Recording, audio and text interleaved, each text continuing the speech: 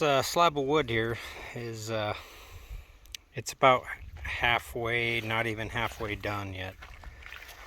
I tell you, that chainsaw mill is a lot harder than I thought it was going to be.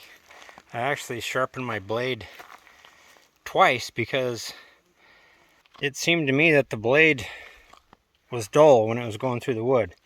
I had to cut the sides off this log because with an 18-inch bar you can only get about 12 inches of a cut through a log.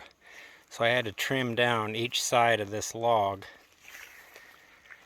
to get the chainsaw and the sawmill through it because of the brackets and everything that are on it. So obviously I need a bigger saw if I'm going to do anything bigger, but this log was about right. So I got 4 slabs of wood.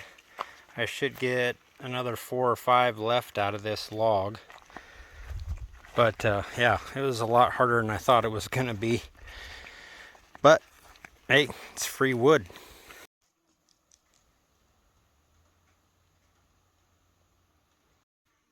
So I left these boards thick enough that I can plane them, and then on each end I can trim them once they dry out.